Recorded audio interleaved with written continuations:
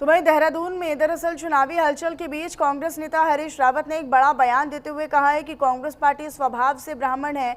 हरदा ने कांग्रेस के ब्राह्मण चेहरों का जिक्र करते हुए पंडित जवाहरलाल नेहरू, पंडित मदन मोहन मालवीय, पंडित कमलापति त्रिपाठी और पंडित नारायण दत्त तिवारी जैसे दिग्गज नेताओं का नाम लिया। लेकिन बीजेपी को हरदा का ये ब्राह्मण प्रेम पच नहीं रहा है। बीजेपी के वरिष्ठ नेता मथुरा दत्त जोशी ने पलटवार किया और कहा कि जब हरीश रावत खुद मुख्यमंत्री थे तब ब्राह्मणों की उपेक्षा की गई।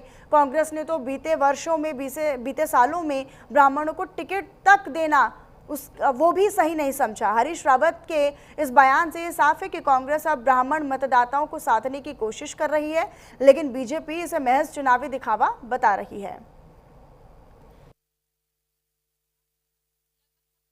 कांग्रेस और ब्राह्मणों का स्वभाव एक जैसा है और यही कारण है कि कांग्रेस भी कमज़ोर हुई जब तो जो है जो ब्राह्मणिकल स्वभाव था, जो सबको एकजुट रखता था, सहिष्णुता और सद्भावना फैलाता था, वो आवाज़ भी कमज़ोर हुई है और उसका परिणाम दोनों को राजनीतिक रूप से भी देखना पड़ रहा है और देश को भी भुगतना पड़ रहा है। देर आई दुरुस्त आई, बहुत दिनों बाद उनको ब्राह्मणों की याद आई, लेकिन जब जब इस प्रदेश में ब्राह्मण मुख्यमंत्री तब तब हरीश रावत जी का क्या रोल रहा आपके सामने है। कितने ब्राह्मणों को उन्होंने अपने कार्यकाल में एडजस्ट करने का काम किया, ये आपके सामने है। अब वो देख रहे हैं कि ब्राह्मण एक एक करके छिटकते जा रहे हैं, पार्टी छोड़ते जा रहे हैं, इसलिए ब्राह्मणों के आगे एक लालच फेंकने के लिए, चुग्गा फेंकने के लिए इस तरह की बातें कर रहे हैं।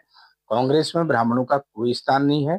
कांग्रेस ने हर हमेशा ब्राह्मणों का उत्पीड़न किया है और ब्राह्मणों को पीछे धकेलने का काम किया है, ब्राह्मण नेतृत्व को समाप्त करने का काम किया है।